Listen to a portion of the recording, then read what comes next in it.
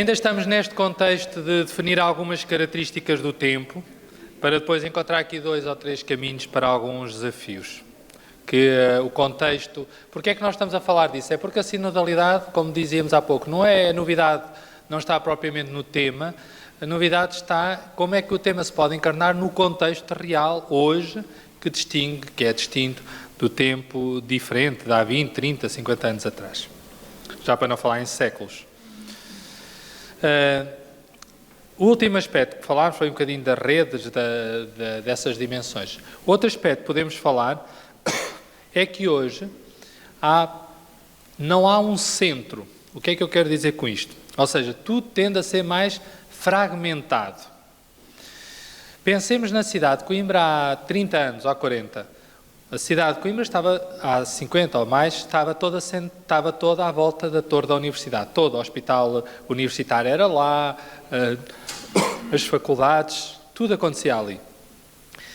Desde essa altura, desde que saiu de lá o hospital, parece aí uns 50 anos, não sei menos, que eu ainda me lembro de estar a ser construído, portanto há uns 30 e tal anos, 40 anos, que o hospital foi transferido então para a zona onde está atual. Nessa data, nestes 50 anos, o hospital deslocou-se. A universidade deixou de ter um polo e passou a ter 3 polos. Há o Politécnico, já havia, mas agora conjugado de outra forma, com outras escolas, com outra visão.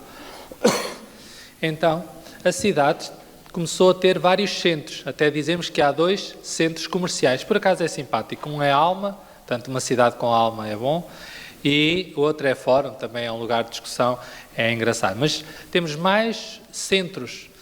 E o que é engraçado, o centro deixou de ter vida, praticamente. O centro, aquela baixa, aquilo que era antigamente, onde é que nós íamos fazer compras?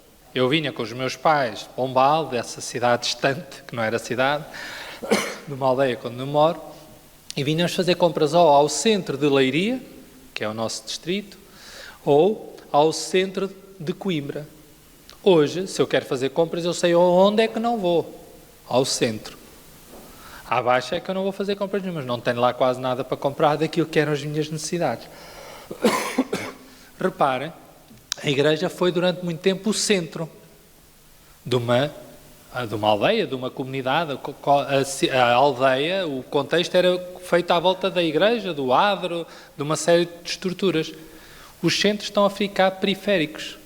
E as periferias estão a ficar centrais. E se isto acontece na arquitetura, não há de ser só na arquitetura, porque o pensamento também acompanha muito o desenho da história das cidades. Mas não se preocupem, Jesus foi sempre periférico. Não nasceu em Jerusalém, nasceu em Nazaré, ou melhor, nasceu em Belém, calma. Já estou como arroz pataniscos.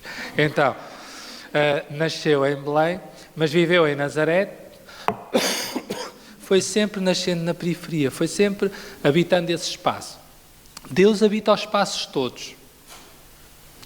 Há quem diga que preferencialmente as periferias. Então, nós temos uma religião que também está preparada, em termos, diria, de base teológica, de experiência religiosa, não lhe afetam essas mudanças. Mas isso tem consequências. Na minha aldeia, acho que há 17 lugares, não tenho a certeza absoluta. Desses 17 lugares, que eu saiba, só um é que não tem capela, que é a minha aldeia mesmo, não tem capela. Então reparem, há 50 anos, não sei, há 100 anos pelo menos, só havia uma igreja. A igreja paroquial de Almagreira. Entretanto, durante esse período, se calhar não foram tantos anos, foram-se construindo capelas. Ou seja, houve uma altura em que disseminámos a nossa experiência e fomos fazendo centros localmente. Se calhar agora começamos a regressar a outros contextos, a voltar a outras geografias. A arquitetura do espaço também cresce, diminui. As escolas, houve a certa altura havia escolas em todo lado, colégios. Agora começaram a fechar alguns colégios, escolas primárias, a quantidade de escolas primárias que neste país já fechou. Nunca pensámos nisso, provavelmente, mas a verdade é que já há muitos anos, escolas e escolas que estão a ser fechadas. Isso tem a ver com mudanças reais, não são teóricas, são mesmo reais. Basta dizer, não há crianças. Esse é um dos grandes problemas da nossa realidade portuguesa. E, portanto, se não há crianças para a escola, também não haverá crianças para a catequese, não haverá crianças para o seminário. Percebe o que isso significa? Há sempre, mas o número vai diminuindo, é só isso que eu quero dizer, porque há sempre, felizmente não é por aí. Mas a questão é que a realidade altera-se realmente, não é teórico, é prático. Mesmo que alguém quisesse ser negacionista, há coisas que não vai conseguir negar, e esta é uma delas. Então, já o mundo está fragmentado. Já não se busca a uniformidade. Não queremos que haja tudo só uma ideia, já gostamos de ter ideias diferentes, gostamos de ter assimetrias, gostamos de um mundo pragmático, eficaz, eficiente. Então tudo é provisório, também, é outra dimensão, e descartável, provisório e descartável. Os telemóveis, eu tive que mudar agora de telemóvel e pensei muito sobre isso. O meu telemóvel funcionava, dava para fazer chamadas. Então, mas porquê é que eu o fui trocar? É que ele já não dava para descarregar alguns programas, já tinha problemas com algumas aplicações, já não tinha... Mas o telemóvel funciona. Isto significa uma atitude. Demorei muito tempo a tomar essa decisão, mas quando a tomei tive a consciência de que eu estou a responder àquilo que é um desafio. Eu já tinha um calhamaço, já era um bocado vergonhoso, já toda a gente estava nos S, não sei das quantas, eu andava lá para trás. Mas a verdade é que não foi por deixar de fazer chamadas. A bateria estava um bocado viciada, mas isso é uma boa desculpa. Eu é que tive que andar a arranjar justificações para poder comprar aquilo, com alguma consciência. Mas na prática eu estou a responder objetivamente a um tempo em que nada é para consertar, tudo é para comprar novo. Ou então em segunda mão, mas quase novo. Então, alguma vez, antigamente tudo era consertado. Essas profissões do consertar, está tudo mais ou menos... bem, começam a ser agora, também começam a ser valorizadas, mas é ainda nicho. O reparar alguma coisa, consertar, pronto. Então, são palavras que vão desaparecendo. É comprar. Dizem logo, quando nós vamos a uma loja, olha, dá para consertar, ou isso fica-lhe mais caro comprar um novo. E depois fica com uma coisa atualizada, e você, também é verdade. Portanto, só começa aqui o valor de estima pela peça ou qualquer coisa que às vezes nos comove. Claro que isso vai dando valor às peças antigas. E aqui abrimos uma página do valor do antigo, a importância do antigo, a admiração do antigo. As novas gerações admiram o antigo, porque de facto isso é que é novo. Agora, o que é novo é o antigo, porque o que é novo é o que é comum. E, portanto, há aqui um espaço para ir buscar ao baú algumas coisas. Às vezes, contextualizar a arte é a porta de entrada para esta dimensão. Muitas das coisas que se vão se reciclar na arte, buscar peças antigas, contextos antigos, reposição antiga. Há aqui, para dar um exemplo, um bar em Coimbra, que muito famoso e as cadeiras são todas velhas. Está tudo, é engraçado, porque quando se entra lá as cadeiras são todas velhas, nenhuma bate com nada, ou seja, não é um imobiliário novo, é nada bate com nada, as cadeiras são todas velhas, as mesas são antigas e é um bar moderno. É engraçado, estas conjugações. Antigamente, se eu abrisse uma casa nova, o que é que eu fazia? Mesas novas, cadeiras novas, toalhas novas, pratos novos, isso é que era. Agora não, tudo velho. Tem alguma cadeira velha para me vender? Pronto, então e vai. Por isso há muita esperança para o seminário. Já tem 200 e tal anos, 250, portanto, há muita esperança. Quando pensávamos que estava a morrer, está a ressuscitar com força. Então, o problema de facto está nestas questões provisório e descartável. Isso depois toca em quê? Empregos.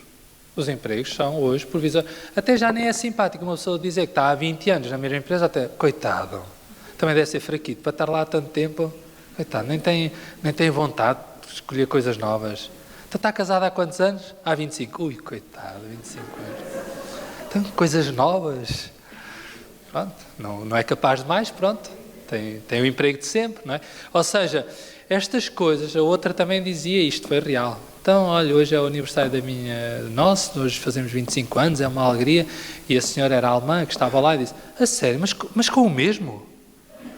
Sim. 25 anos com o mesmo parece uma coisa um bocado anacrónica. Então, de facto, isto chega também às nossas realidades existenciais, à vida, às pessoas, aos projetos. Imaginem que nós propunhamos para a catequese, estou a inventar, 20 anos de catequese. Pronto, agora é muito tempo. para o cérebro de hoje. O nosso tempo e o tempo real mudou completamente. Eu tive 4 anos de catequese. Não sei se foi suficiente, se foi pouco, se foi muito, Deus dirá. E depois fiz o Crisma. No Crisma tive 2 encontros para o Crisma. Isso foi muito profundo, aprendi muita coisa nesses 2 encontros. Só tive uma sorte, que eu era seminarista e isso dava-nos quase passagem obrigatória. Pronto. Mas o exercício do tempo, hoje, é uma realidade, não é um abstrato, não é uma coisa. Reparem que as pessoas não aguentam muito tempo nas coisas. E depois, o que é que isso significa? Muito tempo, entusiasmado. Mesmo, reparem, diríamos, ao futebol. Os miúdos andam todos no futebol. Eles às vezes andam-se a arrastar no futebol. Os pais dizem, não podes faltar. À catequese não dizem com tanto entusiasmo. Mas à ginástica, não podes faltar, tens que lá ir. Não me apetece, tens que ir. Antigamente dizíamos isso para quê? Para a catequese, para a missa. Não quero ir à catequese. Pronto, deixa lá, tens que estudar, não é? Pronto. Então vai estudar, não vai à catequese. Mas reparem, num sítio onde eu estive havia um treinador que dizia, Nuno, por amor de Deus, não põe na atividade que eu tenho de manhã, senão eles nunca vão ao treino. Nem vão jogar futebol. E disse, pronto, temos que acordar aqui qualquer coisa. Mas é engraçado, essas diferenças, mudou. Outra questão, ou também ainda ligada, vive-se um contexto de pluralidade e multiculturalidade. São o último ponto que eu gostava daqui de referir disto. Pluralidade e multiculturalidade. A cidade de Coimbra, daqui a 10 anos, vai ser diferente. E vai ser diferente também porque vai receber pessoas de outros países. Já recebeu, já recebe, mas vão ter mais impacto, porventura. A quantidade de pessoas do Brasil que vive na cidade de Coimbra hoje é, diria, inimaginável. Se nós fizéssemos a conta real, ficaríamos surpreendidos. E isso já tem consequências nas paróquias, na pastoral. Tem consequências reais. Há pessoas que vão nos grupos, os grupos de casais que acompanham, já têm pessoas oriundas do Brasil. Para dar um exemplo, e haverá outras culturas e outros contextos. Portanto, as cidades vão se alterar, as aldeias vão se alterar. A minha aldeia nunca tinha conhecido ninguém de cor. E há uns anos foi para lá viver uma pessoa, outras de cor, todos nós temos cor, atenção. Isso convém, já a minha aldeia sempre teve gente com cor. Mas africanos ou de outros continentes, da América Latina, então começaram a chegar. E hoje temos a graça, está aqui o meu pároco, que é angolano. E, portanto, temos o nosso pároco, que é de uma outra realidade. São graças, oportunidades, contextos, mas também são dificuldades, obviamente. Então é este mundo novo que nós temos que enfrentar. Eu, quando estava no Justiça e Paz, tentei fazer uma missa com pessoas do Brasil. Não consegui, isto é, o ritual era diferente, eu nem tinha percebido que o ritual tem respostas que nós não temos no nosso... Não sabia disso, para dizer a verdade, peço desculpa. Na altura nunca tinha estado propriamente com essa consciência.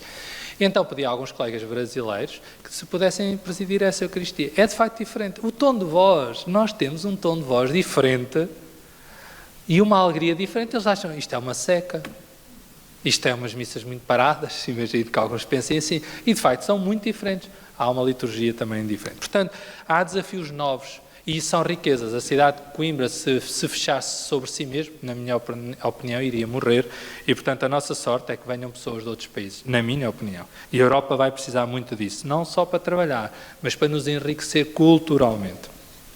Também nisso Jesus é uma experiência agradável e forte. O que é que o Tomás Alique diz de tudo isto? O que ele diz é que, diante da religião, hoje, o que há é, sobretudo, uma indiferença. Não há tanto um ataque à religião, não há tanto um querer apagar a religião propriamente, é a mesma indiferença. Claro que alguns contextos políticos, algumas normas têm objetivos mais consistentes de oposição, mas genericamente o que há é indiferença. São contra a religião? Não. São a favor? Não. Cada um faz o que quer. Portanto, das nossas famílias, reparem na vossa família, cada um terá a sua família. Quantos dos nossos familiares não são praticantes? Realmente praticantes, não estamos a dizer, são más pessoas. Não, são boas pessoas. Vão à missa domingo? Não ligam nada àquilo.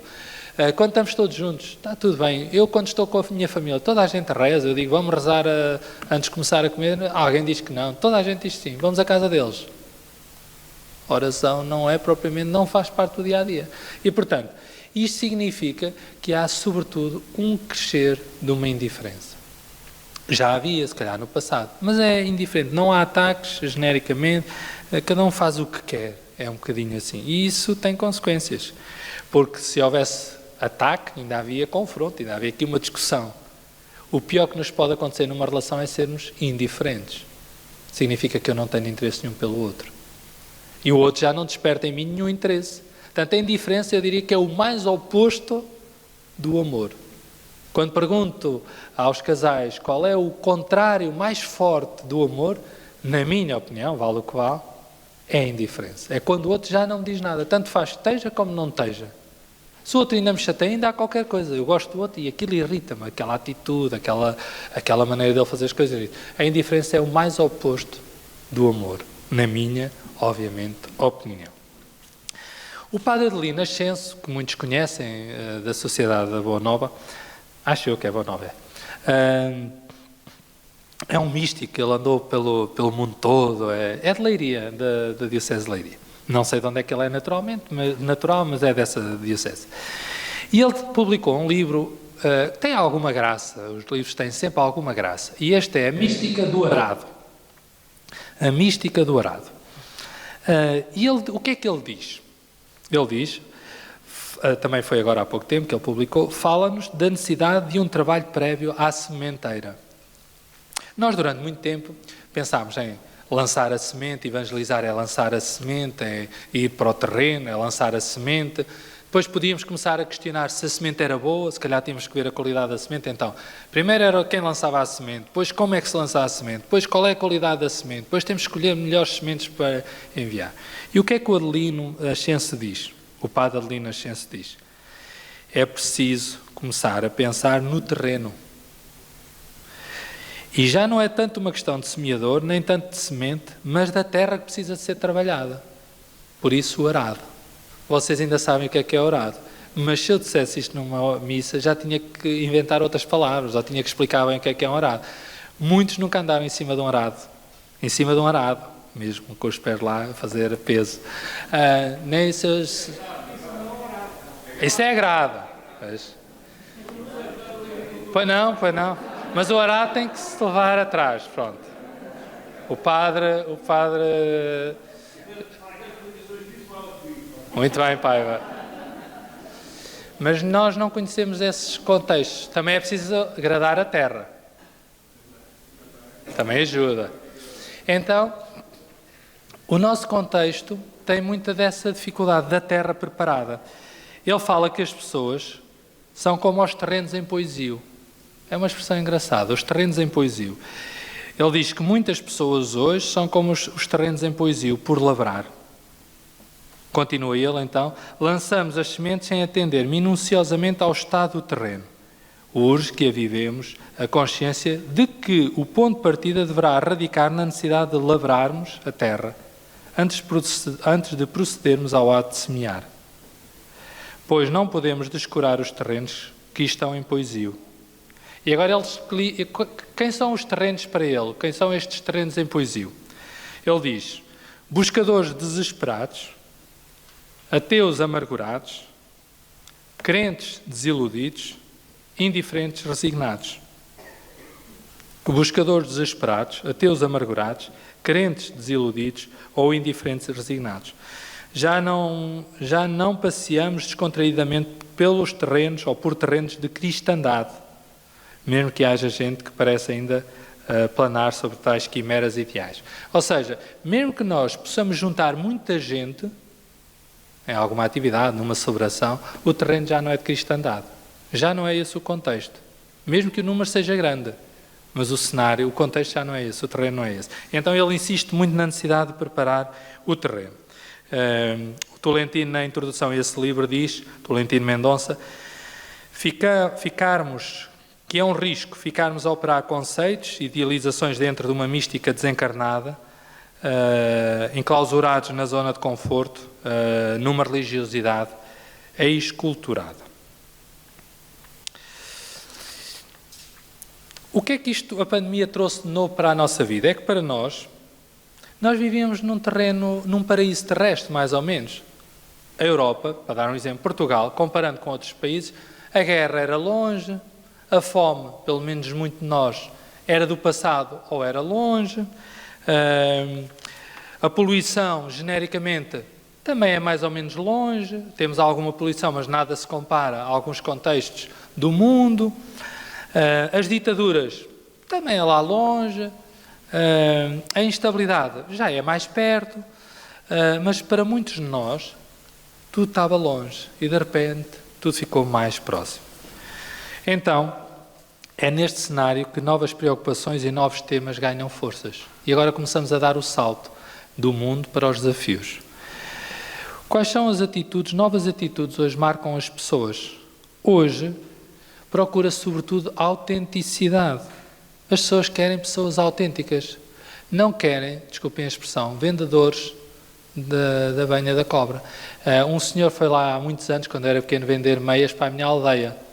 E não sei se sabiam como é que, ainda se recordam desses senhores, iam para lá com os micros encostados à boca, falavam, vendiam 6 pares de meias por um valor muito baixo e chegávamos a casa e as meias não batiam umas com as outras. Eu lembro que aquilo foi uma vergonha. Lá em casa, quando fomos ver as meias, fomos enganados em toda a frente, todas as áreas.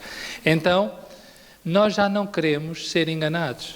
Já não estamos no tempo dos vendedores. Já ninguém tem paciência para aquelas chamadas que é: olha, tenho aqui um produto excelente, mesmo do banco. Olha, temos agora uma aplicação espetacular. E nós já não temos muita paciência para isso. Nós queremos pessoas autênticas. As pessoas querem na religião pessoas autênticas, mais transparentes. Não é perfeitas, é autênticas. É mais espontâneas, mais próximas. Esse é o segundo ponto. Não só autênticas, mas próximas. Querem pessoas próximas. Próximas deles. Querem pessoas que saibam o nome, mas que cruzem a vida deles. Já não conseguimos chegar... Eu penso que este tempo já não é o tempo de falar para muita gente. Claro que podemos falar para muita gente, mas é também e principalmente o tempo de tocar muita gente. Eu vou-vos contar, e vocês vão dizer: então como é que isso se faz? Eu não sei, mas vou-vos contar como é que o Papa fez. Eu fui a um encontro em Roma e fiquei chateado com o Papa por causa disso. Estava lá e ele queria reunir-se com todos os estudantes universitários. Ele acho que faz isso todos os anos. Ele e os anteriores. Então, queria reunir-se com todos os estudantes universitários na aula Paulo VI. E nós tínhamos que ir para lá 2 horas antes. Estão a ver o stress. Ir para lá, aquelas coisas todas e tal. Vamos para lá, chega a hora, não sei se 10 da manhã, e o Papa entra. Estão a ver, o pessoal todo de pé, bater palmas. Ele senta-se e diz assim: bom, o discurso vai ser publicado, só 3 notas. Não demorou, e não estou a exagerar, não estou mesmo a exagerar, não sei se chegou, 5 minutos. Sentou-se e disse: gostava de cumprimentar um a um. Estávamos lá mais de 5 mil pessoas. Eu pensei: agora não. Vim para aqui, tenho tanto que estudar, vim para aqui 2 horas antes. Ouvi 5 minutos, vou ter que ler o discurso dele em casa, na internet. E agora ele quer cumprimentar cada um. Está bem, está. Vim-me embora. Eu disse: então agora vou ficar aqui à espera sei lá quantas horas só para cumprimentar. Desculpa, lá, vais fazer. E então, vejam, eu não estava preparado para aquilo. Eu estava à espera de ir ouvir o Papa a falar para os estudantes, a dizer coisas importantes. Ele não quis saber nada disso. Portanto, há aqui tensões. Eu não estou a dizer que está tudo bem, está tudo mal. Mas o que ele quis foi cumprimentar um a um. É um bocado louco. São 5 mil pessoas. Ninguém tem 5 mil pessoas para cumprimentar numa manhã. Ele quis arriscar isso. Na sorte dele, provavelmente, é que muitos foram-se embora como eu. Mas a verdade é que as pessoas hoje não querem o discurso, querem mais a proximidade. E isto vai ter um impacto real, objetivo. Os pequenos pormenores vão fazer diferença, despedir-se das pessoas, não se despedir das pessoas. Ou uma pessoa que me disse que foi uma vez a uma paróquia e que o que é que o marcou mais? Era um padre novo que o veio buscar à porta e veio trazê-lo à porta. Depois dessa pessoa ter dito isso, eu nunca mais, acho eu que me recordo, deixei alguém na porta. Mas eu nunca tinha pensado muito que isso fosse tão importante. É mais natural, umas vezes sim, outras vezes não. Mas para aquela pessoa isso marcou muito. Só por nós vale alguma coisa, não vale nada. Hoje tudo pode marcar. Então, claro que nós não somos super-homens, super-mulheres, super-padres, não, mas os pormenores fazem diferença. Hoje procura-se silêncio. Hoje as pessoas querem silêncio. Porquê? Porque barulho já eles têm muito em casa. E então as celebrações precisam de silêncio também. As Eucaristias precisam de silêncio. Não é sempre a andar, é preciso. O silêncio litúrgico é uma matéria importante, na minha opinião, e hoje tem um espaço ainda mais relevante para as novas gerações. E depois eu diria a palavra sagrado. As pessoas terem a noção do que é sagrado, que a vida é sagrada, que o espaço, a relação é sagrada, que o outro é essa terra sagrada que temos que nos descalçar, que cada um dos outros. Então essa dimensão do sagrado. E depois há um aspecto muito simples, é que as pessoas precisam de se sentir envolvidas.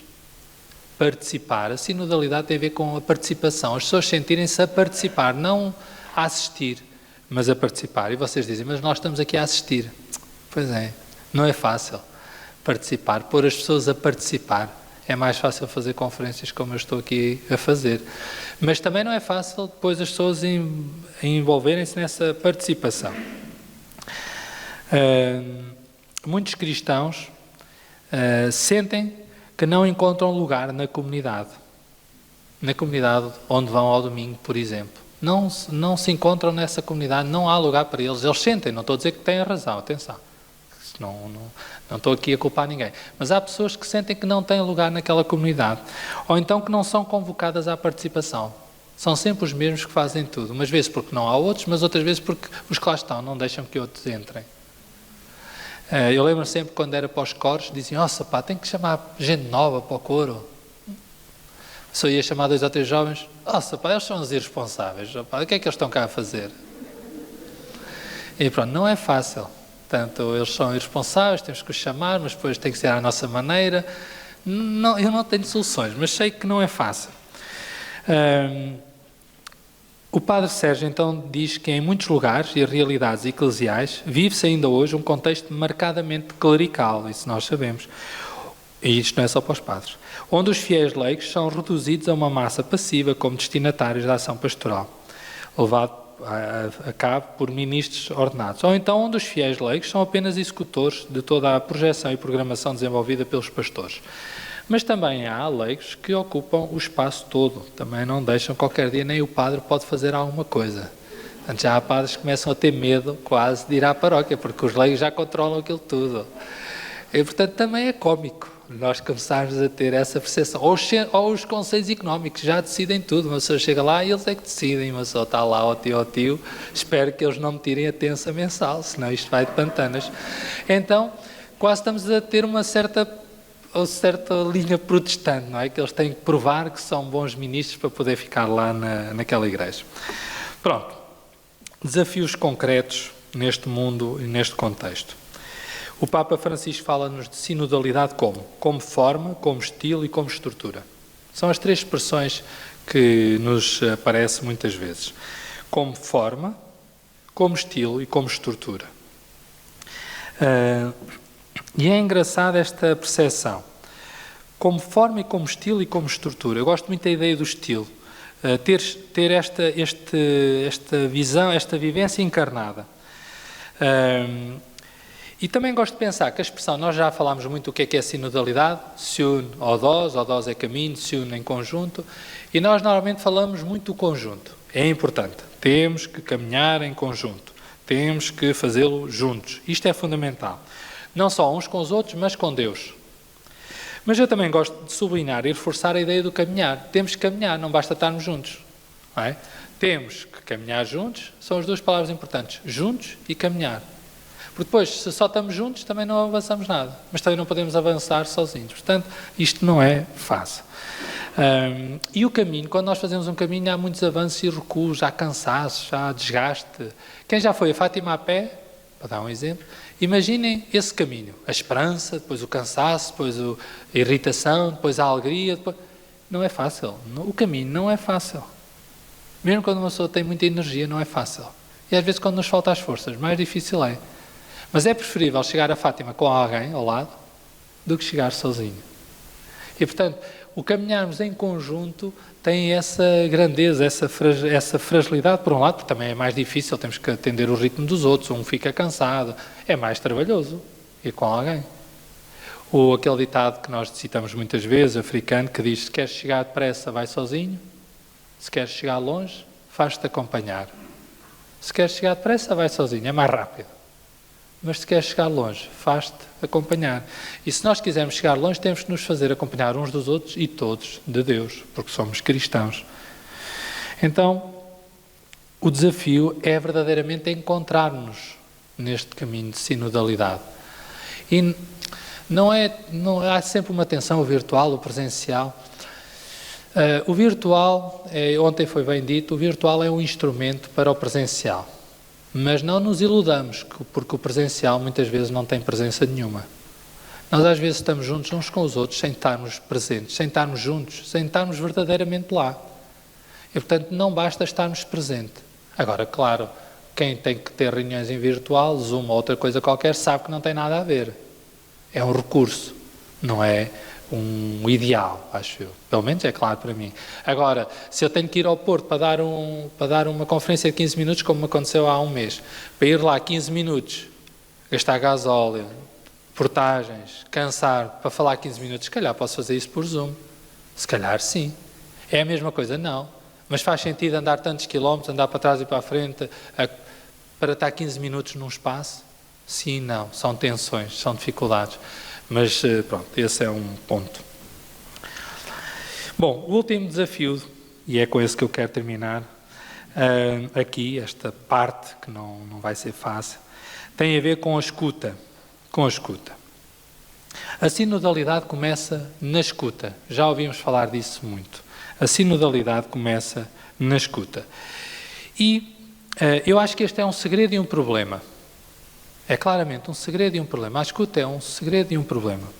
Porque primeiro temos que acreditar no poder da escuta. E isso não é fácil.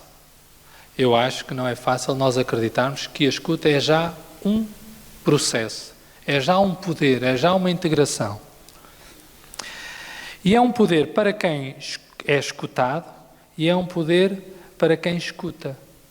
Quando, por exemplo, ver o Papa, para dar esse exemplo então, alguém chega lá e o Papa olha para nós e nós dizemos uma coisa sem jeito nenhum, andamos a preparar a semana toda. Quando eu chegar lá vou dizer uma grande frase e depois não conseguimos dizer nada, bom, não interessa. Então, só o facto do Papa ter olhado para nós e ter dito, então de onde é que é, ou não sei o que, reza por mim, nós ficamos todos felizes e contentes porque achámos que ele nos escutou.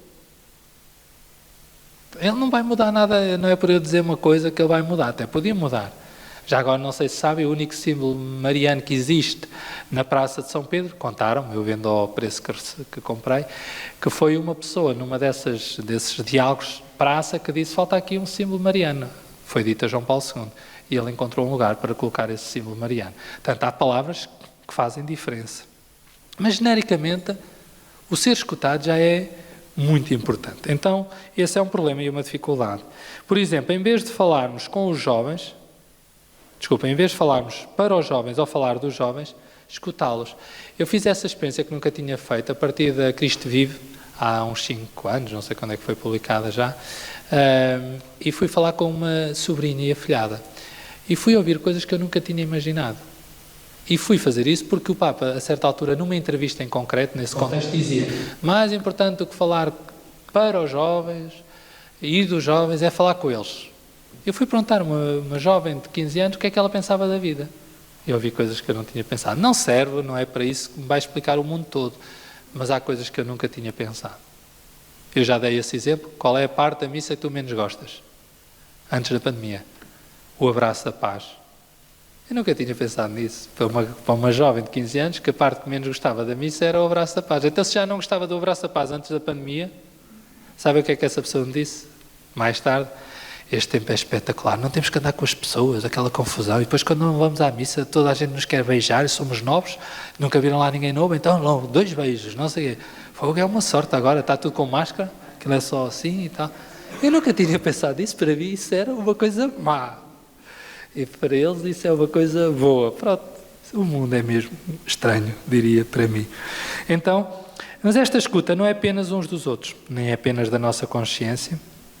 É uma escuta, como ouvimos ontem, diante da Palavra de Deus. É uma escuta do Espírito. É uma escuta inspirada. O documento preparatório diz exatamente isso. O sentido do caminho ao qual todos somos chamados consiste, antes de mais, em descobrir o rosto e a forma de uma igreja sinodal, em que cada um tem algo a aprender. Povo fiel, colégio episcopal, bispo de Roma, cada um à escuta dos outros e todos à escuta do Espírito Santo.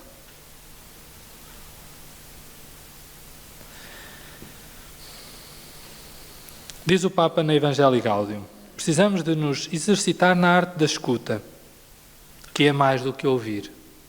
O Papa diz que escutar é mais do que ouvir. Não é uma questão de ouvidos, mas é uma questão de coração. Diz este sentido. O São Bento, na sua rega, diz: meu filho, abre o ouvido do teu coração. Abre o ouvido do teu coração. É uma expressão bonita de São Bento. Já tem muito tempo. Abre o ouvido do teu coração. O nosso problema começa logo na disposição do coração. Fechamos o coração, os ouvidos, começamos logo para dizer: não diz nada de novo, é sempre a mesma coisa. Não, fiquem descansados, podem dizer isso. Isto é sempre o mesmo tema, estamos sempre na mesma. Os catequistas dizem sempre a mesma coisa, o padre diz sempre a mesma coisa, ou seja, nós partimos de pé atrás.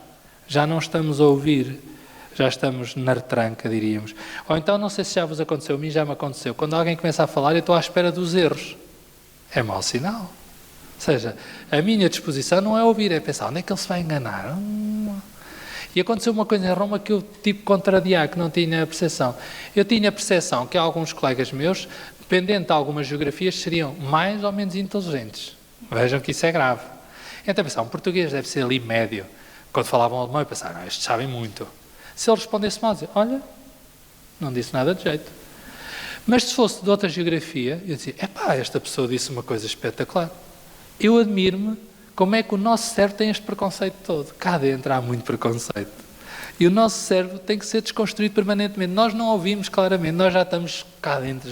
Se aquele fala, já estamos de pé atrás, se é o outro que fala, não sei, se é uma senhora, se é um senhor, se é novo, se é velho, se é daquela associação, se é da outra. Temos o nosso cérebro. Antes de alguém dizer uma palavra, já está o coração todo fechado. Então, ou o contrário também, se for da nossa cor, está tudo bem. Esse sim, falou tão bem, é tão boa pessoa, é espetacular. Calma. Então, aqui o Papa fala-nos de duas atitudes. Ele fala-nos de ouvir com humildade e uma palavra que já ouviram muitas vezes, que é estranha: falar com parésia. Não sei se já viram essa palavra, é estranha como tudo, e o Papa utiliza quase sempre. Aquilo irrita-me um bocado, porque não gosto nada da palavra, sonoramente, em termos sonoros. Parésia é uma palavra grega que ele diz à saciedade, que é falar com parésia. É que nem me soa bem, eu tento olhar para a palavra, não me soa bem de maneira nenhuma. Parésia. Então, o que é que quer dizer parésia? Parésia é uma palavra, então, muito usada e significa franqueza, liberdade no falar, falar abertamente, falar livremente. Parésia. Então, o que é que ele conta? Ele diz que é necessário dizer tudo o que se sente e dizê-lo com parésia. E depois ele dá um exemplo. No último consistório, que foi, ele estava-se a referir ao da família, em 2014, no qual se falou sobre a família, um cardeal, diz o Papa, escreveu-me a dizer: é uma lástima que alguns purpurados não tiveram a coragem de dizer certas coisas por respeito ao Papa, talvez julgando que o Papa pensasse de outra maneira. Isto não está bem, isto não é sinodalidade, porque é necessário dizer tudo aquilo que, no Senhor, sentimos que devemos dizer, sem hesitações e sem medo. E, ao mesmo tempo, é preciso ouvir com humildade e aceitar de coração aberto aquilo que os irmãos dizem. E conclui o Papa: a sinodalidade exerce com estas duas atitudes. É por isso que vos peço, por favor, estas atitudes de irmãos no Senhor. Falar com parésia e ouvir com humildade.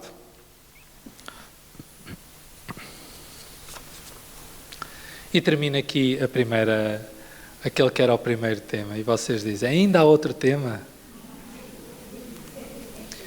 Tinham pedido outro tema. Até me sinto, tem a ver com a sinodalidade eclesial pós-conciliar. Eu vou aproveitar só então os 20 minutos que tenho. Fiquem descansados, não vou dizer tudo. Vou mudar ali o slide para vocês respirarem e beberem água, eu também.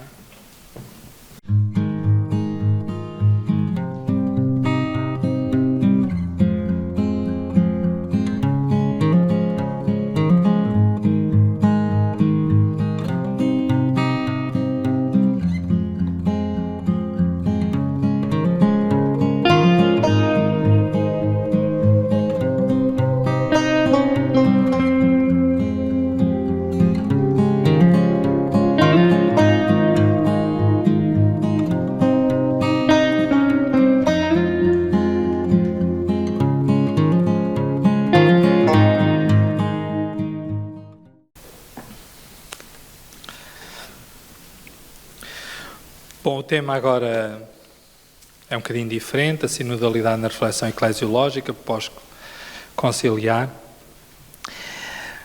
E começamos pelo documento da Comissão Teológica Internacional, no número 40. E pontualiza aqui 3 ou 4 aspectos que penso que é suficiente para a percepção. O Concílio Ecuménico Vaticano II retoma o projeto do Vaticano I. Esse é o primeiro aspecto. Parece que o Vaticano II trouxe tudo novo. Retoma em parte, obviamente não a totalidade, mas retoma em parte o Vaticano I e integra-o nas suas perspectivas de adjornamento global. Claro que traz à luz uma síntese muito forte da tradição.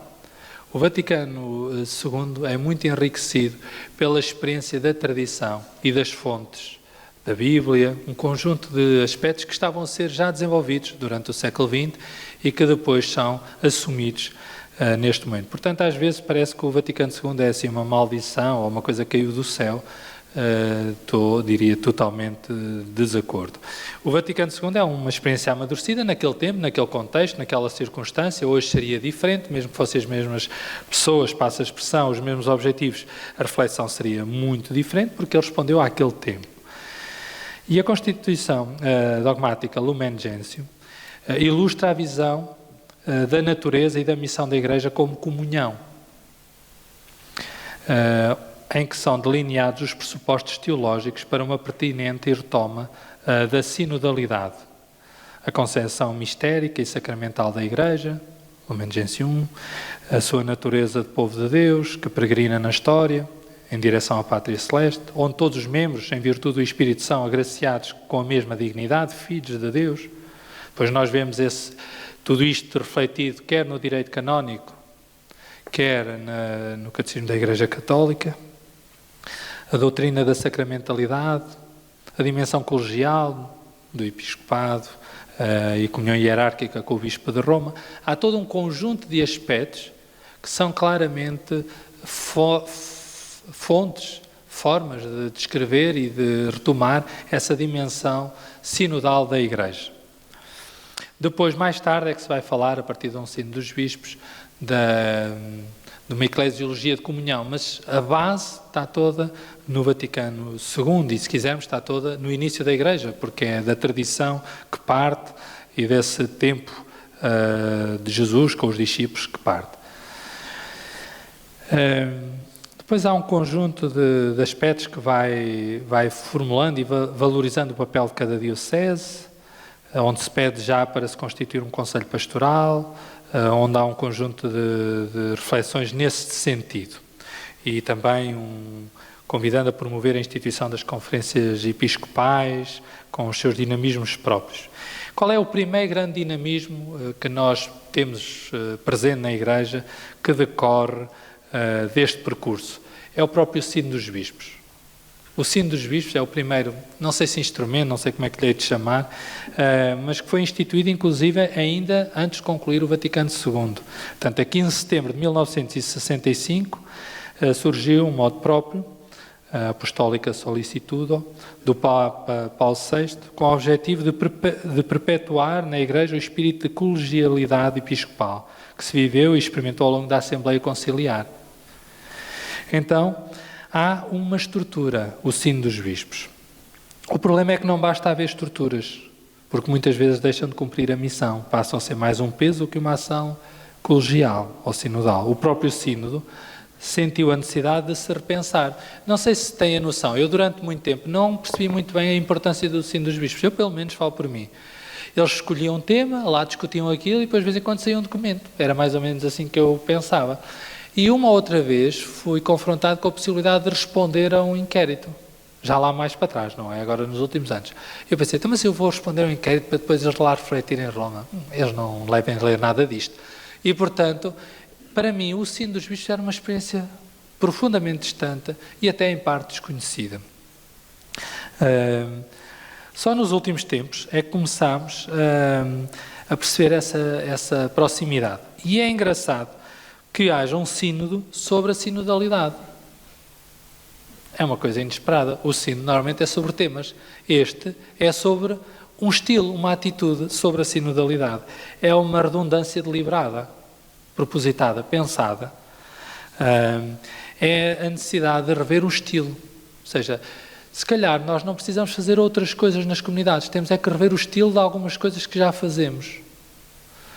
Então, e isto para mim eu diria que é histórico. E será ainda mais histórico se nos envolvermos e assumirmos este desafio concreto depois nas nossas ações pastorais, quer na Diocese, quer nas unidades pastorais, paróquias, organismos da Diocese. E atenção, que nós temos o privilégio, a nossa Diocese de Coimbra, podem criticar tudo, podem dizer mal de toda a gente, mas a nossa Diocese de Coimbra há alguns anos, esta parte, ontem foi o Padre Carvalheiro que fez essa referência logo no início, tem tido já os últimos 2 anos, 2 planos pastorais, penso eu, que já são têm claramente esta postura, este ponto de partida, a auscultação das pessoas, uma tentativa de refletir essa auscultação no próprio plano, bom, mal, com mais capacidade ou menos. Eu não sei qual é que é o primeiro plano destes 2, já não me lembro a data, mas que 2000 e o primeiro destes 2 planos. 17? Não, mais atrás, para aí, pronto, 17 que seja. Mas nós estamos a fazer um caminho já com esta experiência, não é uma coisa para nós, a sinodalidade não é uma coisa tipo, aí agora é que vai começar para refletir na Diocese. Não é caminho feito, atenção, não estamos a dizer isto porque está tudo feito, não, estamos só no início. Mas já estamos a fazer algum desse caminho, gostemos ou não gostemos. E alguns documentos da nossa Diocese já têm refletido essa experiência. Não é só estes documentos. E, portanto, isto são sinais positivos. O próprio Sínodo dos Bispos estava a correr o risco de uma certa inoperância, de um certo desligar na burocracia, desligar também do impacto real da vida das pessoas. E, por isso, os últimos sínodos têm feito um esforço diferente. Temos que reconhecer que o problema não estava apenas no Sínodo dos Bispos. Muitas destas estruturas são pesadas, burocráticas, hierárquicas, sem espaço para a escuta e são mais um peso que um lugar de criatividade. Eu vou só dar um exemplo e depois falo de conselhos pastorais, para dar um exemplo concreto. Eu estive numa paróquia onde havia um grupo de ajuda fraterna, era isso, um grupo de ajuda fraterna. E então o que é que acontecia? As pessoas tinham todas, eu vou exagerar, porque senão depois isto também não tem tanta graça para a ideia que eu quero. Mas as pessoas tinham todas de 80 para cima, e se não tivesse 80 pensavam como se tivessem 100. E então íamos para lá fazer o quê? Era super cómico. Aquele grupo é que ajudava as pessoas, mas quais? Elas não tinham força para nada, nós decidíamos uma coisa, pronto, o seu padre depois vai lá falar com ela. Ou seja, eu ia lá arranjar trabalho, sempre que eu ia à reunião, eu pensava assim, mas porquê que a reunião hoje não se desmarca? Porquê que não acontece qualquer coisa? Porque eu sabia que trazia um caderno de encargos para casa que nunca mais acabava. Então nós falámos com calma e dissemos, olha, todas as pessoas são válidas, mas vocês já não podem fazer este trabalho. Então reorganizámos o grupo e convidámos as assistentes sociais, que eram cristãs católicas praticantes, que iam à comunidade cristã, para assumir aquele trabalho. Foi a nossa primeira rede social, diríamos assim. Então, é diferente termos pessoas que podem dar respostas reais do que andarmos a dar. As pessoas são válidas, não podem estar toda a vida no mesmo lugar todo o tempo. Os conselhos pastorais, não sei se têm essa experiência, eu já estou um bocadinho, umas vezes mais próximo, outras vezes mais distante, mas eu já tive em alguns mais atrás e também já participei num ou noutro. Às vezes aquilo é um sufoco para quem lá está, para quem tem que orientar a reunião, para quem que lá vai, para não sei. É uma angústia, às vezes. Então, não é fácil, não estou a dizer que teria a solução, se eu tivesse a solução, mas não é fácil. Há lugares que são difíceis e depois não são, ou são muito operativos, não escutam as pessoas não são operativos, e depois temos pouco tempo, depois só reúne 3 vezes, mas queremos gerir tudo como 3 reuniões durante um ano. Não é fácil, eu não sei resolver os problemas. Só estou a dizer é que os passos são difíceis, às vezes são mais pesados do que lugares de criatividade. Foram sonhados num tempo, tiveram até algumas soluções, alguns até funcionam bem, graças a Deus, e às pessoas que lá estão, mas não é fácil. E às vezes ainda vimos lá mais chateados do que para lá fomos. E depois ainda vimos mais angustiados e ainda vamos mais chateados com a igreja e com o padre, ou com o leigo, ou com o colega, ou não sei. Então, em vez de irmos fazer uma experiência celebrativa, festiva, de comunidade, de cristã, ainda vimos lá mais angustiados. Pronto. O direito canónico, quando fala de lugares de sinodalidade na igreja e de corresponsabilidade, fala de organismos, espaço e organismos de comunhão e corresponsabilidade da Igreja particular. E fala Conselho Presbiteral, Colégio de Consultores, tem aqui outro que eu agora não sei de cor, e Conselho Pastoral. Acho que era o cabido. Em todos os sítios tem essa dimensão. Então o que é que isso significa? Significa que estes lugares, estes espaços, são espaços até que o direito promove, assume, e que a pastoral também vive. Só que não é fácil depois que eles sejam de facto lugares de sinodalidade. Isso não é exercício fácil. E quando se fala do estilo, não é tanto criar coisas novas, é pôr outro estilo naquilo que nós fazemos. Mesmo as nossas reuniões de arciprestado, olha, eu durante muitos anos tenho que dizer que o que eu aprendi, atenção, eu vou dizer isto com calma, o que eu aprendi é que o melhor da reunião de arciprestado era o almoço. E posso-vos confirmar, concordo. Grande parte e muitas vezes, o melhor da reunião do arciprestado foi, posso-vos garantir, não estou a faltar à verdade, o almoço. E agora, não temos tido almoço, ultimamente. Então agora para quem sabe as reuniões, estou a brincar. Mas, e não é fácil, felizmente também hoje são mais operativas, penso eu, do que eram no passado. Espero, felizmente faço parte de um arciprestado que tem algum dinamismo e, portanto, sinto que há mais esforço. Mas os arciprestados são realidades difíceis, reuniões de arciprestados não são reuniões fáceis. A nossa diocese teve dois grandes momentos, e agora vou citar o nosso bispo, Dom Virgílio, que em 2016, na nota pastoral a 18 de agosto, dizia: a nossa diocese teve dois momentos importantes decorrente deste dinamismo, da sinodalidade. O Congresso dos Leigos, 1992. Quem é que aqui teve no Congresso dos Leigos? Braço no ar. Ainda há umas presenças. Muito bem. O Padre Fernando Carvalho ainda pensou pôr a mão. O Padre Fernando, não. O Congresso dos Leigos ainda não. E o Sino Diocesano, o Congresso dos Leigos em 92, depois logo a seguir, um pouco estranho logo a seguir, mas pronto, de 93 a 99 houve o Sino Diocesano. Quem é que esteve no Sino Diocesano? Isso eu já tive. Fiz parte de algumas refeições. Pronto.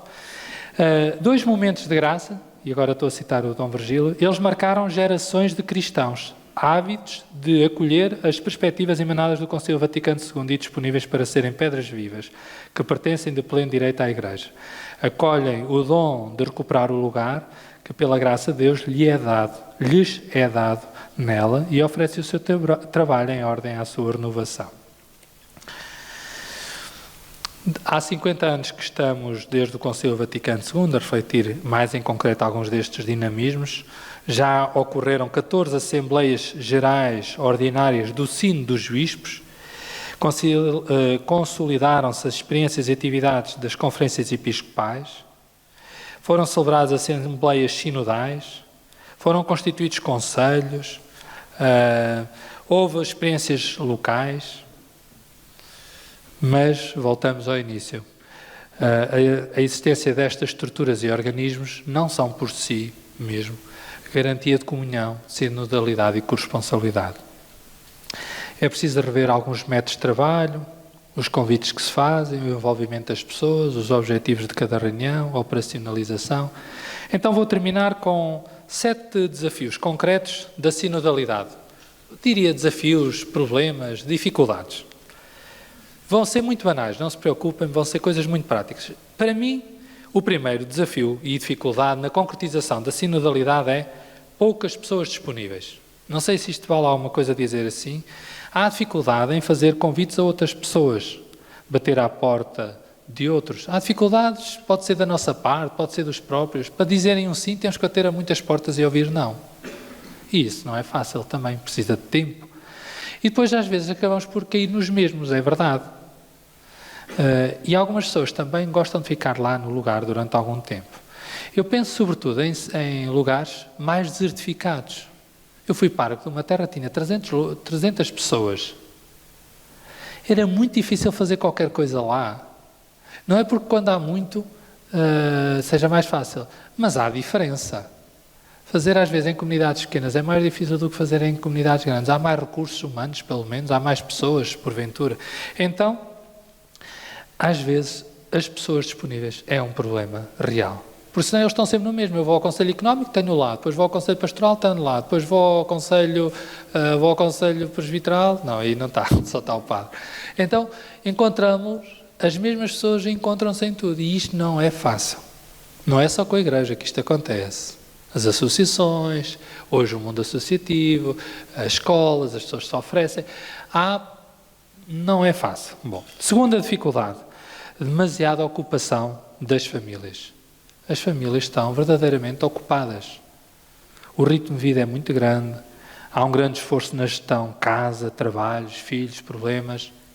Claro que eu estou a pensar em famílias mais novas, mas mesmo as outras famílias têm os pais para tomar conta, têm os netos, há avós que andam estouradíssimos. Vão buscar o neto, vão levar não sei onde, vai para ali, passa a fralda, vai não sei... Já não se passam fraldas, as fraldas agora vai tudo para o lixo, é tudo descartável. Mas é um stress. Eu vejo avós estressados. Porquê? Eu gosto muito dos meus netos, mas dão cá de mim. Então, isto é uma realidade. Andamos um pouco cansados. E os padres também andam cansados. Já não têm só uma paróquia, 2 paróquias, 3 paróquias, depois são os centros sociais paroquiais, depois é mais um... São muitas coisas que se vão acumulando.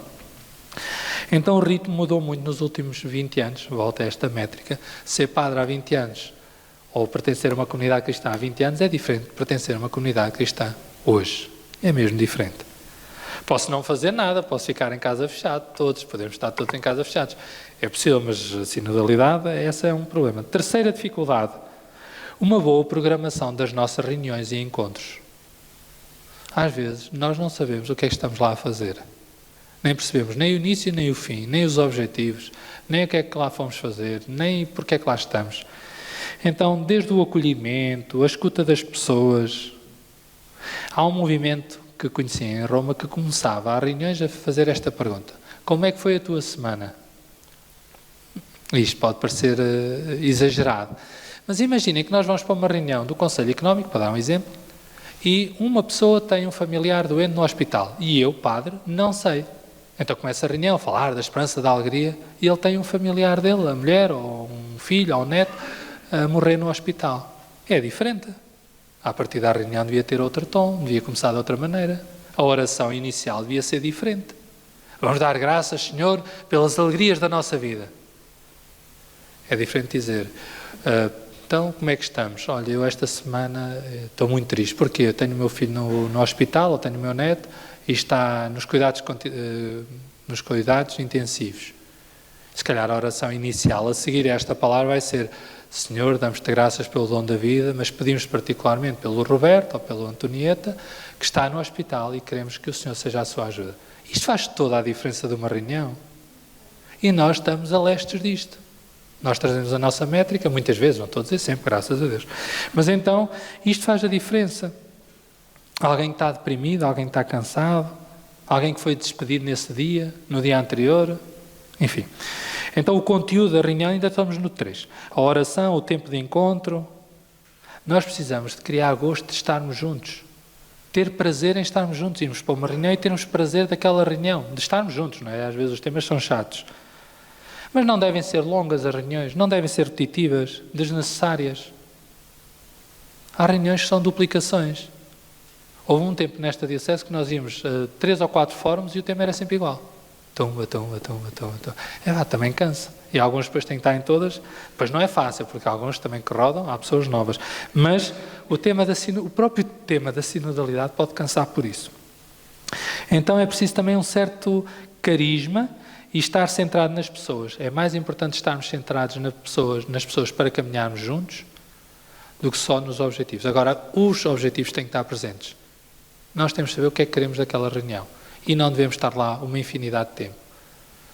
As reuniões têm um tempo, não se pode estar lá todos os dias até à 00:30, 1h, porque alguns padres, desculpem agora a expressão, se calhar no outro dia podem se levantar um bocadinho mais tarde. Mas algumas pessoas levantam-se às 7, 6:30, 6, porque é preciso pôr tudo a andar lá em casa. Quarto ponto, desculpem lá, são 7. Espaço e horários.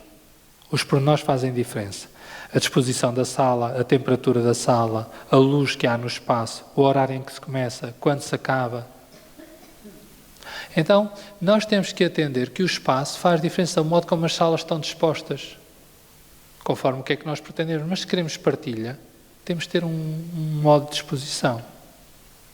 Isso está tudo estudado, não vou agora aqui entrar, há coisas da prosémica e coisas assim, tem a ver com isso. Mas é só para dizer que os pormenores fazem muita diferença. Muita diferença.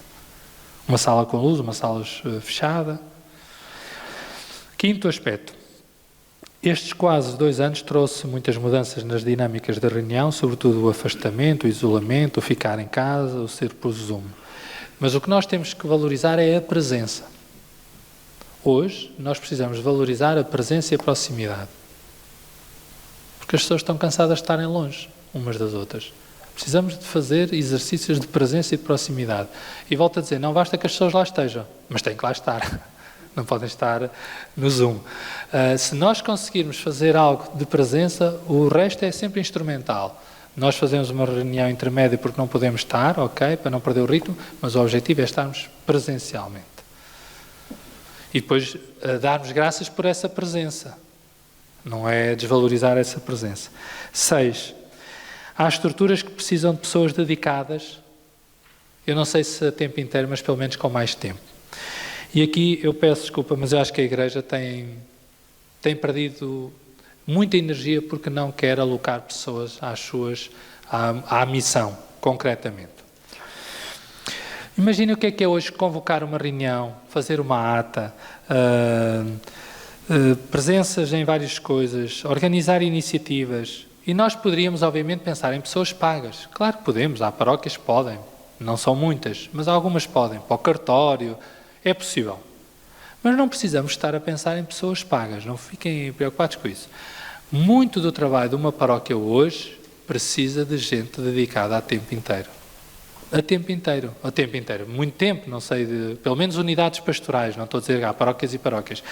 E, portanto, nós poderíamos pensar, e há muitas que já o fazem, atenção, felizmente há uma evolução grande. Há muitas paróquias que hoje têm pessoas dedicadas nos seus serviços. E não é só no centro social paroquial ou assim. Então podíamos pensar, por exemplo, a secretaria, o cartório, a preparação do espaço, limpeza do espaço, uma série de coisas. E isso podíamos pensar em voluntários, obviamente, em pessoas que estão no fundo de desemprego, por exemplo, pessoas jovens que tenham alguma disponibilidade, mas sobretudo pessoas que estejam reformadas. Há pessoas muito válidas que podem dar muito à Igreja. Como é que nós estamos a integrar os mais velhos na própria comunidade cristã, no serviço da comunidade cristã? E nós penso que o futuro vai nos trazer muito mais possibilidades que o passado. Penso eu. Porque as pessoas têm mais formação, têm mais competências. Há pessoas com idade que têm muitas competências. Muitas. Mais do que eu em muitas coisas. Há coisas que eu não percebo nada e as pessoas sabem muito, mesmo da tecnologia. E, portanto, há gente que sabe muito. Como é que nós estamos a integrar os mais velhos nas nossas comunidades? O Papa fala muito de a geração do meio é que está mais atrapalhada, por isso do tempo e daquelas coisas. Então ele diz que os avós e os netos deviam se cruzar mais vezes, diz ele. Então eu acho que também na comunidade cristã nós também devíamos ter aqui estas duas gerações mais cruzadas, mas sobretudo os mais velhos presentes e ativos. E o último aspecto, e com isso então concluo, precisamos de convocar permanentemente a graça do Espírito Santo. Não há outra maneira de fazer sinodalidade sem Deus, sem o Espírito Santo, sem a centralidade em Cristo. Ó nós, Jesus é que diz, eu sou o caminho, a verdade e a vida. Portanto, não há nenhuma maneira de fazer o caminho juntos se formos cristãos sem o Espírito e sem Deus. Não há outra maneira. E, portanto, isto não pode ser só operacionalização, não pode ser só sucesso na lógica dos homens, mas não podem ser só números. Nós continuamos a avaliar as atividades pelas presenças. Claro que conta. Atenção, se cá tivessem 2 pessoas, as jornadas teriam sido um fiasco. Mas, em todo o caso, nós temos que perceber que há profundidades também que podemos captar. E aqui eu cito 1 de Samuel 16:7. Deus não vê como os homens. Ou melhor, Deus não vê como o homem, desculpem. O homem vê a aparência, mas o Senhor vê o coração.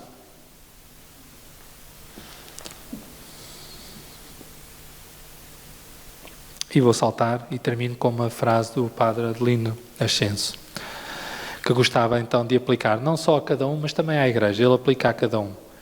É um bocado poético, não se preocupem. Nos tesouros da nossa interioridade, e eu acrescento, nos tesouros do nosso ser igreja, porque é um tesouro pertencer à igreja, repousam fagulhas que apenas precisam de um sopro do Espírito que afasta a languidez indolente da resignação e desperta o seu fulgor criativo. Que assim seja conosco e com a igreja.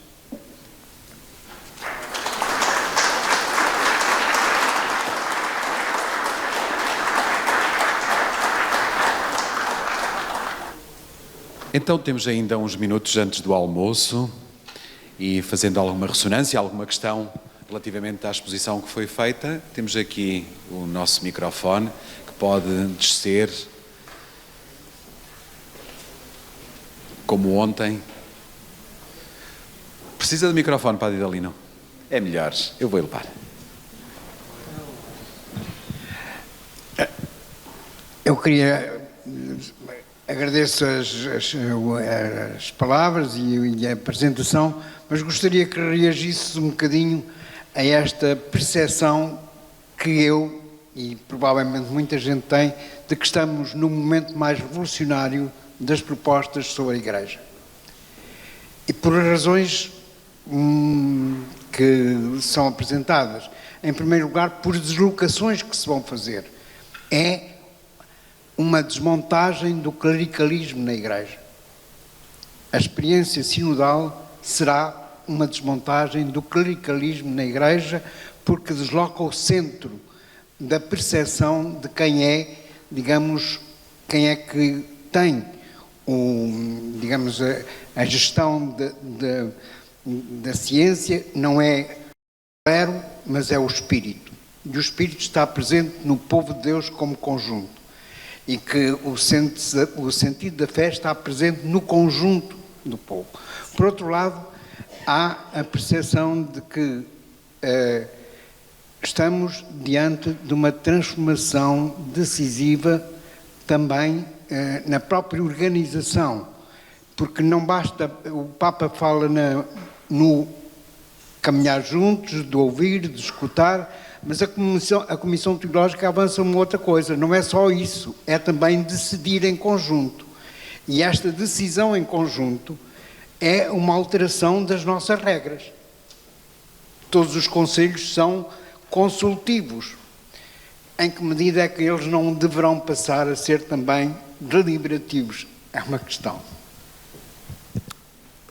Eu vou pegar numa metáfora para responder.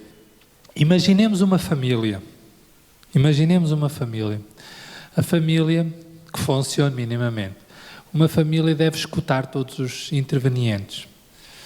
O papel do pai e da mãe é um papel, o dos filhos é outro papel, mas os pais não podem decidir sem os filhos e os filhos também não podem, decidir sem os pais.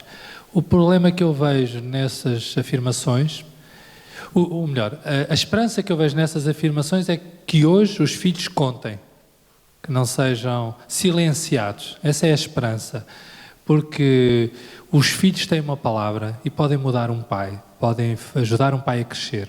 E ajudam. E ajudam. Posso-vos dar depois uma experiência concreta. Mas depois poderia haver um problema que hoje também sentimos nas famílias, é quando os filhos mandam mais que os pais. Ou quando os pais deixam os filhos fazer tudo, ou quando os filhos percebem, ou seja, as coisas deve haver comunhão, responsabilidade, mas também devemos assumir a responsabilidade. Quem é pai tem que assumir a responsabilidade de ser pai. Mas a responsabilidade de ser pai não é só decidir, é acompanhar, é estar presente. E isto tudo é o problema da decisão. É que muitas vezes a decisão é um lugar hierárquico, tomada de posição, sem escuta e, sobretudo, sem acompanhamento. Esse é que é o drama. Mas eu tenho esperança na sinodalidade, na Igreja em geral. Para mim, acho que é a Igreja em geral. Há muitos passos que se dão. É preciso ajudar os leigos também a assumir mais força no seu papel. Mas também é preciso os padres, em concreto, os bispos, todos nós os temos algumas responsabilidades, não prescindirmos do nosso papel, da nossa responsabilidade. E aí precisamos de manter o ritmo e até acrescentar algum ritmo, porque não é só de facto caminhar juntos, é preciso aprender a discernir em conjunto, mas depois as decisões Às vezes também tem solidão, as decisões em casa também têm solidão. O pai e a mãe juntam-se para decidir coisas que às vezes os filhos não gostam. Mas tem que haver um espírito de escuta. E o problema desta família que é a igreja às vezes é que não escutamos. Às vezes os pais deixam de ser pais, os filhos ocupam o lugar dos pais, os pais querem ser os amigos dos... Isto depois fica um bocado confuso. Agora eu acho que há esperança, acho que o Papa... Não sei se repararam, acho que o Papa nem negocia muito, não sei se tem essa noção. O Papa é jesuíta. E depois ele diz, obedece. Ou seja, a sinodalidade não é estarmos aqui a chegar a consensos só, na minha opinião. Agora, se toda a gente me fala de um problema, o Papa nisso é muito feliz porque ele diz, os documentos não podem ser escritos na secretária. Os documentos têm que ser escritos a partir da vida concreta, da escuta das pessoas. Eu não duvido que o Papa escute muita gente, não duvido que o Papa ouça com o coração, mas depois quando decide. E às vezes não é muito simpático. Os da Cúria Diplomática que o digam, que todos os anos têm que ouvir lá um sermão que eu não gostava de ouvir. E pronto, e aí é preciso tomar decisões, é isso que eu quero dizer. Agora, eu acho que há exageros sempre, temos tido um clericalismo muito forte e o outro exagero agora era passar para uma democracia total, em que estamos cá 10 votam não, vai tudo para aquele lado. Eu já tive em reuniões, vocês também já tiveram, que os catequistas todos juntos, o que é que disseram? Sou padre, vamos acabar com a catequese, vamos fazer formação e daqui a 2 anos vamos voltar. É melhor não. Às vezes é isso que eu acho. Agora, eu acho que esse equilíbrio, o que é que tem faltado? É escuta e sentido de família e, de facto, a decisão tem que ser acompanhada de um acompanhamento e de uma real preocupação daquela decisão. Não é só tomar a decisão, é depois acompanhar esse processo. Agora, há esperança nesta sinodalidade? Há pessoas que começam a assumir papéis, sim, a Igreja e o Vaticano têm assumido mesmo o papel das mulheres na Igreja, no lugar da decisão, não apenas o papel que nós sabemos que até é maioritário, se olharmos para as nossas comunidades cristãs, mas no lugar da decisão precisamos de outras vozes, de vozes também femininas, mais novas, mais velhas. O problema que eu acho é que ainda há pouca diversidade na decisão. A decisão ainda tem muita mesma cor. E não podemos nem incluir só os mais velhos, nem só os mais novos, nem só as mulheres, nem só os homens. É dessa família, como as nossas famílias são, que nós deveríamos equilibrar o barco. E eu acho que os conselhos económicos deviam ter mulheres, claramente. Os conselhos pastorais deviam ter jovens. Sei lá, há coisas, outras culturas, se na nossa realidade existencial elas estão lá. Precisamos de pintar mais a cor, dar mais cor às nossas tomadas de decisão. Mas eu penso muito que também não podemos desresponsabilizar aqueles que têm que tomar decisões. E também, a certa altura, nós temos que saber qual é o nosso lugar. Ou seja, se não sou eu que decido, tenho que aprender a aceitar a decisão do outro, porque ninguém decide sempre certo. Um pai não decide sempre certo. O meu pai, quando uma outra vez me bateu, disse, eu bato, mas tu sabes que eu gosto de ti. E ele, mesmo que não me tivesse dito isso, eu sabia que ele gostava de mim. Agora, se ele me batesse sem eu saber isso, se calhar não tinha ficado marcado para toda a vida. Hoje não tenho nenhuma marca. Portanto, é essa que faz a diferença. É se eu gosto mesmo de ti, se tu fazes parte da minha história profunda. Ou se eu só quero decidir.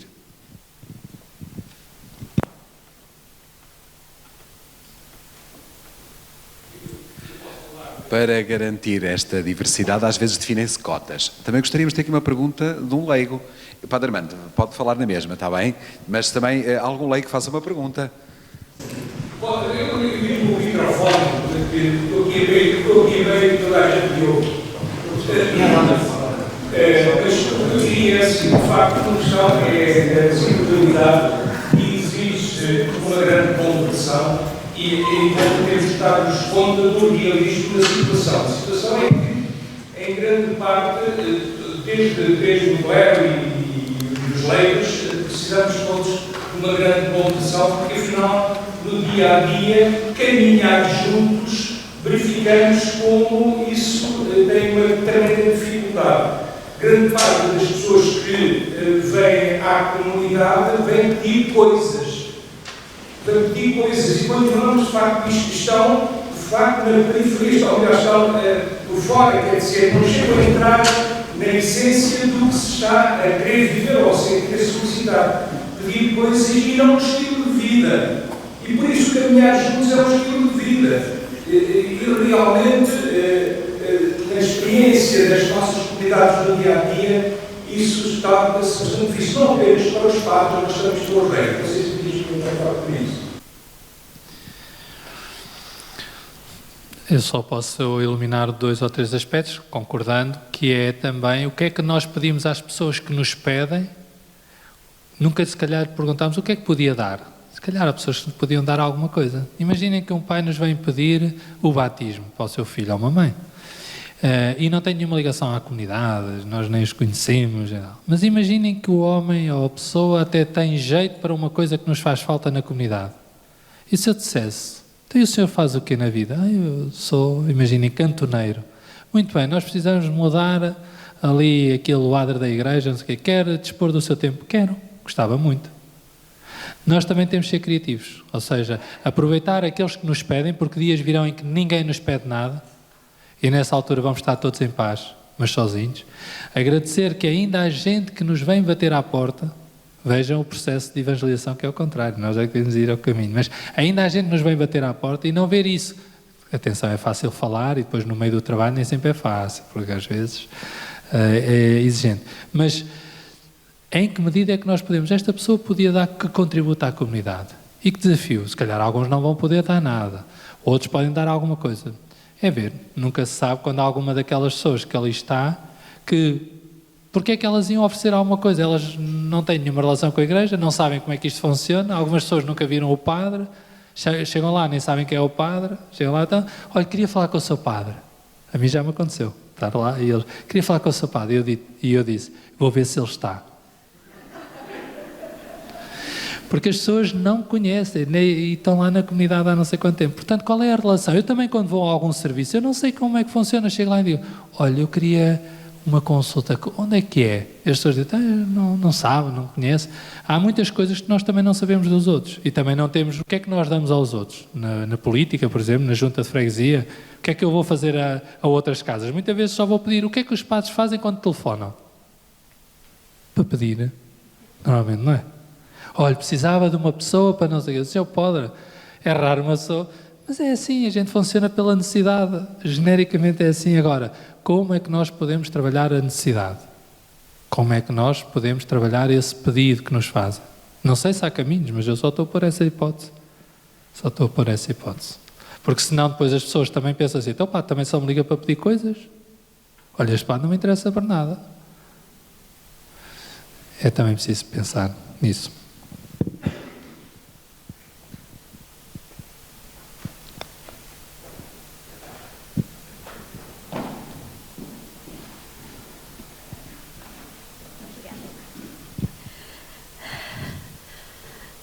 Muito obrigada, Padre Nuno, porque de facto isto foi tanta coisa que para a minha idade já é, não é tanta, é muita, mas eu de facto sempre me preocupei muito. Eu pertencia a um movimento da Ação Católica, um movimento de educadores católicos, sou professora no primeiro ciclo, e portanto eu tinha muita preocupação quando fazíamos reuniões, de várias espécies, e portanto, e acho que era muito, acho que todos nós, isso já passou, mas continua, eu foquei-me aqui na última coisa que são as dificuldades. Eu, por exemplo, lembro-me uma vez de ter pedido a um senhor padre para fazer uma reunião sobre relações humanas e, portanto, e foi naquelas salinhas dos baixos da Sé Nova. Nos baixos da Sé Nova. Aquilo era uma sala pequenina, pronto, até houve pessoas que estiveram até à porta e o senhor padre no final falou, mas ele no final disse-me que na verdade ele teve que mudar tudo a estrutura da reunião, porque ele estava à espera de ter um quadro para escrever. E não tinha, não havia nada. Depois eu até passei, portanto, com os colegas, com a equipa, portanto, arranjaram, portanto, naquele tempo era mais difícil, não é? Não havia quadros magnéticos nem nada.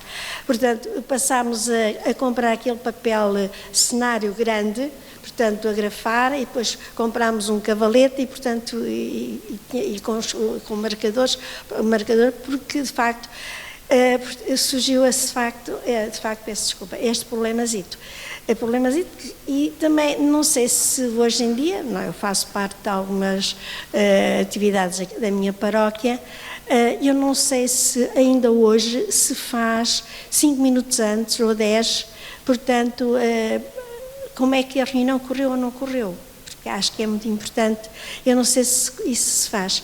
E nós fazíamos, eu acho que de facto, portanto, vale a pena fazer, porque eu de facto, nós não somos briosos, quer dizer, no que fazemos para o Senhor, quer dizer, ainda há bocado o Sr. Padre dizia, portanto, pôr estilo no que faço, no que fazemos, acho que é muitíssimo importante. E também acho que é muito importante, muito tudo o que disse, mas, portanto, como integrar os idosos. Cada vez há mais idosos com imensas valências, com imenso, e nós, quer dizer, as pessoas não se oferecem, temos que ser nós a ir ter com eles. Portanto, são tímidos por natureza e isso é muito importante nós fazermos isso. Portanto, acho que... Está bem. O tempo urge e se tomamos muitos pormenores não dá espaço nem para responder nem para outros participarem. Padre Nuno.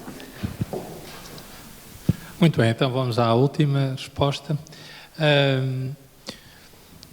Tudo importa, obviamente, e ter as ferramentas necessárias é importante, preparar é importante, as pessoas é importante, o acolhimento faz-se com coisas concretas, pronto. O que eu acho é que cada pormenor tem impacto. Como eu chegar à casa de uma pessoa e ter uma casa arrumada, desarrumada, limpa, suja, um chá, não ter chá, tudo isto conta, ou seja, sentir-se que sou bem recebido, sou mal recebido, estou a mais, estou a menos, tudo isso conta. E as reuniões também. As avaliações, isso é outro tema. Não avaliar é mau, querer avaliar tudo é mau, é o meu ponto. Ou seja, não avaliar é mau, querer avaliar tudo é em cima da hora também é mau, porque as coisas precisam, a semente, quando é lançada à terra, precisa de tempo também para germinar. E nós, às vezes, queremos ter logo os resultados finais, como se fosse assim uma coisa muito académica, matemática, logo tal. E eu acho que é preciso ter alguma calma. Os modelos de avaliação são questionáveis em muitos pontos, mesmo as avaliações académicas e escolares. Tem que se fazer a avaliação e a avaliação tem que servir para programar. Isso para mim é importante. Devemos fazer uma ação, devemos avaliá-la, devemos contar com a avaliação para programar. Às vezes avaliamos, mas depois nunca mais lemos aquilo. Agora, esses pormenores, houve uma altura que era muito importante ter data show, outra altura que era muito importante ter PowerPoint, outra altura isso já começou a cansar, depois... Eu posso-vos dizer uma coisa que me custa, já agora é uma partilha que eu digo muitas vezes. Quando eu vou a uma igreja toda altamente tecnológica e o ecrã está do lado esquerdo, é super desconfortável, não sei se vocês têm essa experiência, que ninguém está a olhar para nós. E não é por... as pessoas estão a cantar, tudo a olhar para ali, mas só até tem vontade de se pôr à frente do ecrã para dizer hello, I'm here. Porque as pessoas estão a cantar para ali. Depois, enquanto está a decorrer algumas coisas, ainda lá tem um texto e as pessoas estão lá e a gente... Tipo, o altar é aqui. Portanto, aí está, há coisas em que eu não sou muito tecnológico, para dar um exemplo, não simpatizo, porque a tecnologia também tem que ter um lugar, depois pode desequilibrar o espaço, e portanto, é uma reflexão que existe de pormenor e de atenção concreta. Agora, é importante nós prepararmos a reunião? É. E às vezes corre mal? Corre. Ontem, quando estávamos a preparar este espaço, o meu computador tinha uma peça que estava estragada, não dava para entrar esta imagem. Então tivemos que pedir outro computador. Eu devia cá ter vindo no dia anterior? Devia. Vim? Não. Pronto, às vezes corre mal. Ou então devia ter pedido a outra pessoa. Pedi? Não pedi. Mal feito. Pronto. Tenho que aprender também a fazer sinodalidade. Então a questão é, os pormenores fazem diferença, isso sim. E, sobretudo, temos que perceber é que no importante é pessoas e Deus. Para a sinodalidade é pessoas e Deus. Porque quando nós juntamos as pessoas e colocamos Deus no centro, o caminho faz-se em conjunto. Obrigado.